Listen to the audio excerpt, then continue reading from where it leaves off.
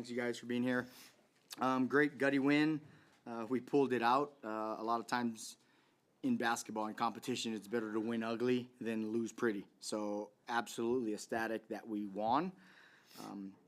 It's something we've been talking about and addressing over the last 2 days was just consistency. And I think how we practiced the last couple of days, it showed up again today in points. The biggest one being in that end of the third, beginning of the fourth, and then it just became a game. But hats off to Princeton. I knew it was going to be a game.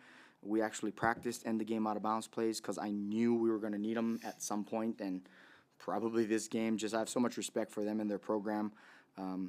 They're always going to be in games because they don't relent and they don't give up, and that's something I believe we are as well. So it's something I'm glad we can learn and move forward, but after winning. And at the end of the day, proud of that from our team that we're able to hold on for that victory.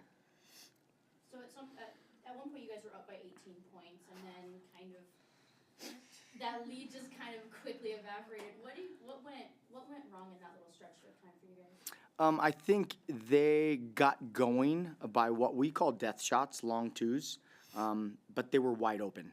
And, we want to give up death shots, but we also want to contest them. Those are just long mid-range jump shots, which we've got to be a little more intentional with our intensity, our focus, contesting and boxing out.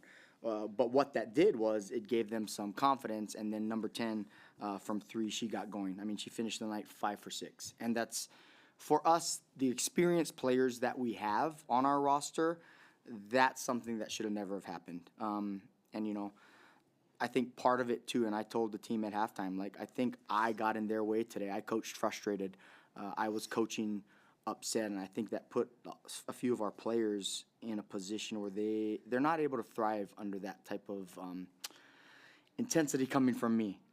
As an assistant coach, I could always do that because Lynn always balanced it out with the positivity and the confidence, but now I've got to figure that out. So I apologize to them. I think that was on me. But we got going in the third quarter, and then I think we just let them get going with too many open, good looks, and then the basket just becomes bigger and bigger and bigger, and momentum was on their side. Questions from home. I've got some text-in questions today. You kind of touched on this in your opening statement, but you had another home game that went to the wire. What can you guys take away from being able to make the clutch plays in critical moments? I think it's good that we were put in these type of situations. I mean, Princeton's an NCAA team. NCAA tournament team, they're going to be there in March. So this gives us a glimpse to conference play, the intensity of it, how close it's going to be. So it is good that we're able to execute, going from board to court, off timeouts, being able to defend end-of-game situations and being on the same page. I would say we're better defensively at the end of the game than we were against St. Joe's. So that's just, I think, with experience and, again, more practice time, we'll lock it in and we'll dial it in, and our job is to not let it be close, especially here in the Huntsman. Oh, I got more. Can you speak to the toughness of Princeton today, constantly coming back several times? Yeah, I mean, we knew coming in that they're a good team. They're coming off a loss, too, and any competitive tournament team is not going to just be like, oh, we lost and let it go and come in soft. They're going to come in hard. So we were prepared for it. We just have to stay locked in when we get those leads because, like he talked about, in future games, when we let loose, they're going to take advantage of it, and it won't always turn towards a win. So we got to just lock in and stay intense throughout all 40 minutes. And then this one, Maddie, you can touch on this, and then Gab, if you want to as well.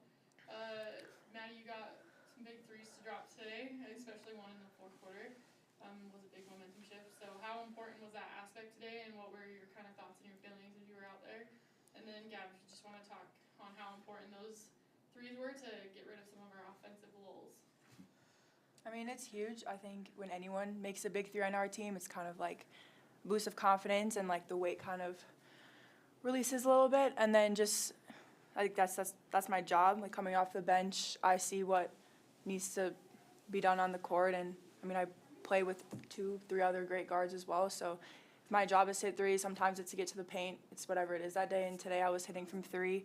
But I mean, they're tough to guard. But like I said, playing with Gianna and Kenan and Nesh, like most teams don't have 3-4 really great guard defenders. So that was kind of my role today. First and foremost, what a luxury I have to have Maddie come off the bench. Maddie's a starter, plain and simple. We just have, people playing in positions. If I could start 6, I would. I mean, she's that good. And it's just a luxury to have. She can play any position.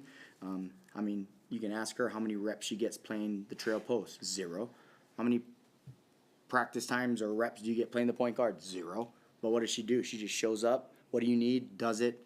No questions asked, and she's just a player. She went in the game kind of overthinking. I pulled her aside and was like, what's wrong? And she told me she was overthinking. I'm like, all right, you're too good to overthink. Go in and do it. Just shot ready, and she did. And so that's a credit to her. She changed her mentality. But that's the mentality that, we need from everyone. Jenna Johnson, G and Maddie, Kennedy, Reese. We got to be fearless out there. Because when we move the ball and play Utah basketball, we're really hard to stop.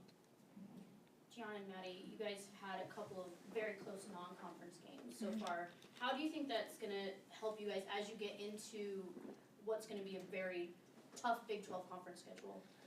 Yeah, you can't, as much as you practice, you can never practice those situations in practice. So just getting those reps and being able to understand how to stay steady and consistent and execute in those moments is huge. So, obviously you never want it to be close ever, but, it's a good thing to have experience with, so.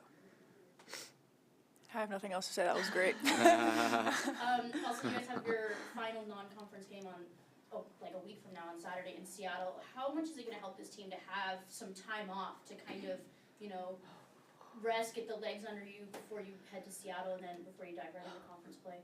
Well, I honestly think minus the rest, I feel like it's going to be really nice to practice a little because ever since we've had just the transition with Gavin as head coach, we've had practices, but it's preparing for other teams. So it's going to be nice to be able to just practice, focus on ourselves for a little. So I think this week will be huge for us. I would agree too. Just to practice, work on things that maybe in the games we saw, make adjustments, but also excited to have a lot of practices leading up to Washington just because they're a great team and always have been, and they play a style of play which is exciting to play against, but they're also very skilled and they execute their plays very well. So I feel like having a week to prepare and look forward to that game, it'll be really exciting. With it being a team that you guys have seen so frequently in the past, does it make it, I know it never makes anything easier, but does it make it kind of a little bit what you're kind of expecting when you head into Seattle? I'll let them answer that, but I just know we're 0-1 against the Big Ten, so it's got me fired up to play another Power 4 conference. That's it.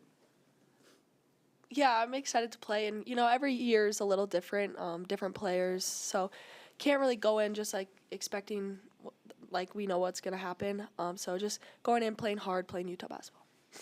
Yeah, I don't think it makes it easier. I've seen a few of their games this year and they're really good. So if anything, it just adds more excitement. Gavin, Gracie's been dressed today.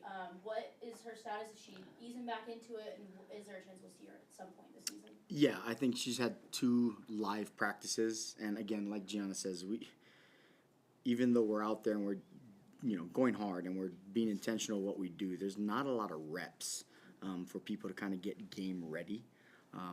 Now, had we kept the 18-point lead, you probably would have saw her. But that's something where I don't think it's fair to her. I don't think it's fair to the team to just be thrown into that mix coming off.